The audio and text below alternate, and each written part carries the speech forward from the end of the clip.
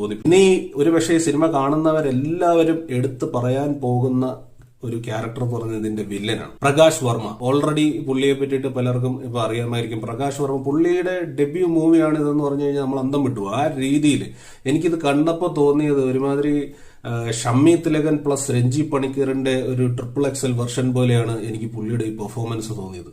കാരണം ഇങ്ങനെ പുള്ളി ഭയങ്കര കൂളായിട്ടൊക്കെ വന്ന് വളരെ കണ്ണിങ് ആയിട്ട് ഒരു കണ്ണിച്ചോരയില്ലാത്ത മനുഷ്യന്റെ കൂട്ടുള്ള ഒരു വില്ലനായിട്ട് മോഹൻലാൽ എന്ന് പറയുന്ന സാക്ഷാൽ ആ ഒരു നടന്റെ മുന്നിൽ നിന്ന് പെർഫോം ചെയ്യണം വളരെ കൂളായിട്ട്. അവിടെയാണ് ഒരു ഇമ്പാക്ട് എന്ന് പറയുന്നത്. പുള്ളി തകർത്തു. അതിനകത്തിൽ വേറെ ഒരു സംശയവുമില്ല. ഒരു പോയിന്റിൽ നമ്മൾ തോന്നിപ്പോകും ഇത് പുള്ളിയുടെ സിനിമയാണോ എന്ന്. അപ്പൊ ആ ഒരു തോന്നലിനെ പോലും റെപ്ലിക്കേറ്റ് ചെയ്യുന്ന രീതിയിൽ അല്ലെ റെസൊണേറ്റ് ചെയ്യുന്ന രീതിയിൽ ചില ഡയലോഗുകളും സിനിമയിൽ വരുന്നുണ്ട്. ഈ അടുത്ത കാലത്ത് കണ്ട ഏറ്റവും മികച്ച വില്ലൻ കഥാപാത്രമായിട്ട് പുള്ളിയുടെ കഥാപാത്രം